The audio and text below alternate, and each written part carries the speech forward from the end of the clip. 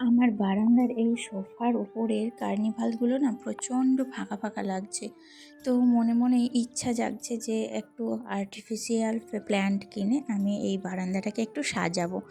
কিন্তু ছোট ছোট ইচ্ছাগুলো জানো তো অনেক সময় পূরণ করা হয় না। তো হাজব্যান্ডের পকেট বুঝে তবেই কিন্তু আমাদের ছোট ছোট ইচ্ছাগুলো পূরণ করতে হয়। তো এই জন্য অনেকটা সময় লেগে যায়। তো অনেক সময় যদি ধরো নিজের পায়ে দাঁড়িয়ে নিজে যদি একটু ইনকাম করা যেত তাহলে কিন্তু নিজের ইচ্ছাগুলোকে পূরণ করা যেত।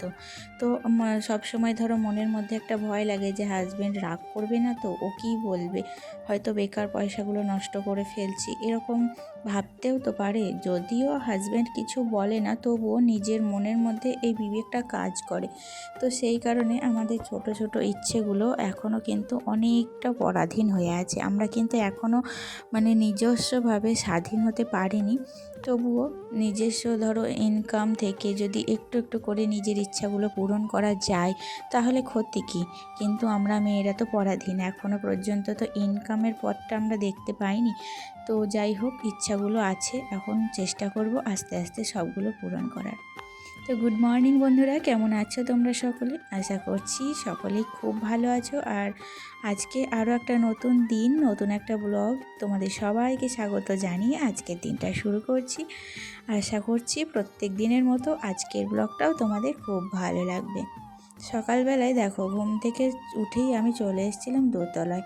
আর দোতলাতে এসেই প্রথমে জানালাগুলো খুলে দিলাম, কারণ কি বলো তো, বাইরে না একটা ফিরফির মিষ্টি হাওয়া বইছে। আর সেই হাওয়ার মধ্যে আমার কাজ করতে ভীষণ ভালো লাগছিল। তো সেই কারণেই দেখো জানলাটা খুলে দিয়ে তারপর ঘরগুলো না একটু ঝাড়ু দিয়ে নিয়েছি। আসলে বাসি ঘর তো, তারপরেই চলে এসেছিলাম চা করতে। সকালবেলার এই যে দুধ চা, এই চাটা না খেলে না আমার কিন্তু একটুও এনার্জি লাগে না। আর আমি এই চাটা খাওয়ার পর তারপর কিন্তু আমার সংসারের যাবতীয় কাজে হাত লাগাই। আর যেহেতু কালকে সারা দিন ষষ্ঠী করেছিলাম, তাই কালকে কিন্তু কোনো রকম ভাত বা মুড়ি কিছুই খেতে পারিনি জানো তো। তো সেই জন্য একটু মনটা কেমন চা চা করছিল। তো তাই জন্য সকালের চাটা খুব তাড়াতাড়ি করেই কমপ্লিট করেছি।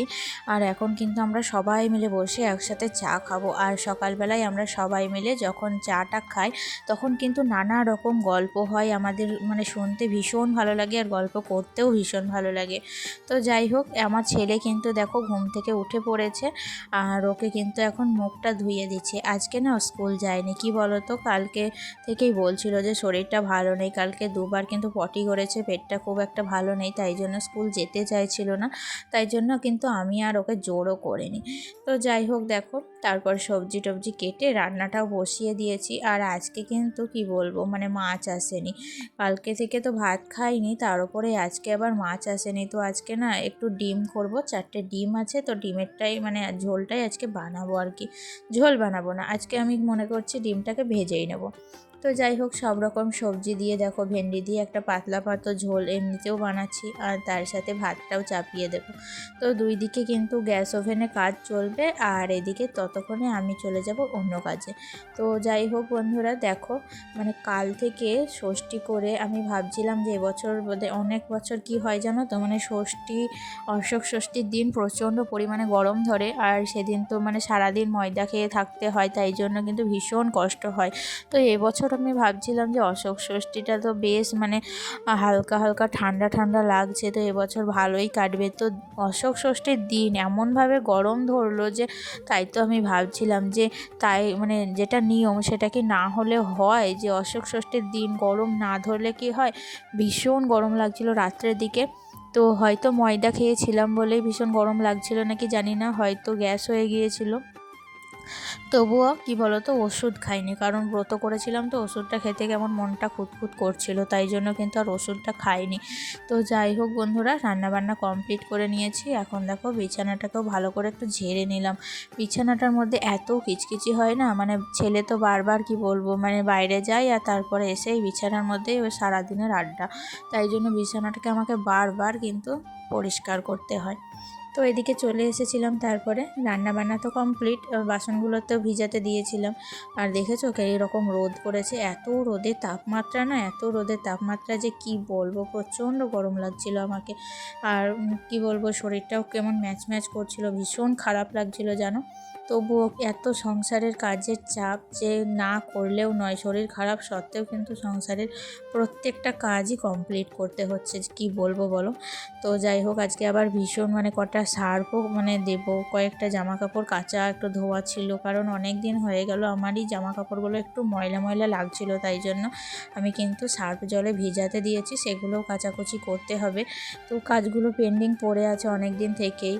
সামনেই তো আবার রামনবমী আসছে, তো ননদ আসবে বাড়িতে, তো সেই জন্য কিন্তু আমাকে আরও কাজগুলো সারতে হচ্ছে। তার উপরে ওপরটাকেও ভালো করে পরিষ্কার ফিটফাট করে রাখতে হবে। বুঝতেই পারছো, ননদের সাথে ননদের শ্বশুরবাড়ি থেকেও বেশ কিছু আত্মীয় স্বজন তারাও কিন্তু আসবে আমাদের বাড়িতে। আসলে আমাদের গ্রামেই কিন্তু আছে রাম মন্দির, তোমরা অনেকেই জানো আবার অনেকেই জানো না। তো সেই রাম মন্দিরে রামনবমীর অনুষ্ঠান খুব বড় করে হয়, লোক খাওয়ানো হয়। তো সেই দেখতেই কিন্তু আমার ননদ এবং ননদের আত্মীয় স্বজন সবাই মিলে বাড়িতে আসবে। তো যাই হোক, দেখো এদিকে তো কিছু কাচাকুচি ছিল, সেগুলোই এখন করছি। আর কি বলবো তোমাদের, আমাদের বাড়ির পাশে প্রাচীরের ধারে যে সজনে গাছগুলো ছিল, সেগুলোকে যেদিন থেকে কেটেছি আমাদের কলতলায় কিন্তু রোদে ভরপুর, এত রোদ। আবার সামনে ধরো বৈশাখ মাসে যখন আরও রোদের তাপ হবে, তখন তো পা দেওয়া যাবে না, জলগুলো তো গরম হয়ে যাবে, আর এই কলতলাতে পা দিলে মনে হবে পা যেন আগুনে পুড়ে যাচ্ছে। তো এইরকমটাই হয় জানো তো। তো আমি ইচ্ছা করে কাটতেও চাই না, কিন্তু কি বলবো, সজনে গাছ তো কাটতেই হয়, তাই না। তো ওপরে দু একটা ডাঁটা ধরেছিল, তো ডালগুলোকে যদি না কাটতাম, তো ডালগুলো এত লম্বা হয়ে গিয়েছিল যে ডাঁটাগুলো কিন্তু পাড়াও যেত না। তো সেই কারণে দেখলাম যে ডাঁটাগুলো বেশি মোটা করে বা বুড়িয়ে গেলে কি লাভ, খেতে ভালো লাগবে না, তাই কচি অবস্থাতেই কেটে নিয়েছিলাম। তো যাই হোক, দেখো আমার তো কাচাকুচি সব কমপ্লিট হয়ে গেছে, এখন এগুলোকে ভালো করে মেলে দেবো ছাদের উপরে।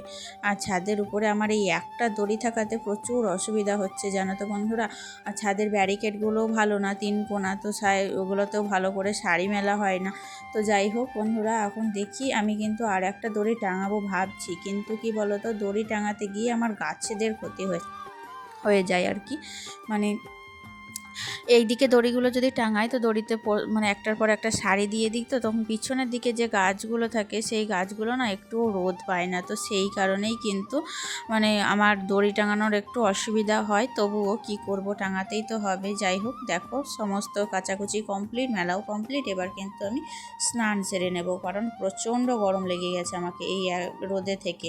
তো রোদ থেকে গিয়ে স্নান করাটাও আবার ঠিক না, তাতেও কিন্তু ঠান্ডা লেগে যেতে পারে। তো একটুখানি বসবো, তারপরে একটু স্নান টান কমপ্লিট করে ছেলেকে নিয়ে আবার কিন্তু টিউশনে যাব। আর এখন চলে এসেছি আমি বিকেলবেলা। দেখো আমার জামা কাপড়গুলো কিন্তু সব শুকিয়ে গিয়েছে, প্রত্যেকটা জামা কাপড় সব শুকিয়ে গিয়েছে। আর আমার ড্রেস দেখে তোমরা বুঝতেই পারছো, আমি কিন্তু গিয়েছিলাম ছেলেকে নিয়ে টিউশনি, কারণ 4 দিন ঈদ উপলক্ষে কিন্তু ছুটি ছিল, তো সেই কারণে গিয়েছিলাম টিউশনি। আর কি বলো তো, ছেলের যদি 4 দিন স্কুল প্রাইভেট সব কিছুই ছুটি থাকে না, তাহলে দেখবে ওদের কিন্তু বাড়িতে সব সময় একটু মোবাইল, একটু টিভি এরকমটাই নেশা থাকে। তাই দেখো আজ থেকে আবার কিন্তু টিউশনি শুরু হয়েছে, কাল থেকে স্কুলটাও শুরু হয়ে যাবে। তো আমারও ছুটিটা বেশ কাটলো, এবার কিন্তু আমাকেও যেতে হবে ওর সাথে। যাই হোক, দেখো এই প্রত্যেকটা জামা কাপড়গুলো কিন্তু আমি এখন একটা একটা করে তুলবো। যাই বলো আর তাই বলো, বিকেলবেলায় কিন্তু আমাদের ছাদের একটা সিনটা দেখতে এত সুন্দর লাগে। শুধু বিকেলবেলায় বললে ভুল হবে, সকালবেলাতেও কিন্তু এমনটাই সুন্দর লাগে দেখতে। দেখলে কিন্তু তোমরাও বুঝতে পারবে। হ্যাঁ, একটু আগেই কিন্তু সূর্য অস্ত যাচ্ছিল, আমাদের ছাদে এলে সূর্য ওঠা থেকে সূর্য অস্ত যাওয়া সমস্ত দৃশ্যটা কিন্তু আমরা দেখতে পাই। আর আমার সত্যি প্রতিদিন বিকালবেলায় এসে যে সানসেট দেখা সত্যি একটা অসাধারণ দৃশ্য, খুব ভালো লাগে জানো তো। টিউশন থেকে আসার সাথে সাথেই কিন্তু চলে আসি ওপরে, আর ওপরে এসে আমি যতক্ষণ সন্ধে না লাগে ততক্ষণ কিন্তু আমার সময়টুকু ওই ছাদেই আমি কাটিয়ে দিই। আমার এত ভালো লাগে। তার সাথে একটু গাছেদের সাথে দেখা করি, গাছগুলো কি কেমন আছে সেগুলোও একটু লক্ষ্য করি। যেটায় জল লাগবে সেটাতে জল দিই, আবার যেটা জল বেশি আছে সেটাতে জল কমিয়ে দিই। এরকমটা করেই কিন্তু আমার বিকেলবেলাটা কেটে যায়। তো তোমরা তোমাদের বিকেলবেলাটা কেমন করে কাটাও কমেন্টে জানিও। আজকে তাহলে আসি, দেখা হচ্ছে নেক্সট ব্লগে, টাটা।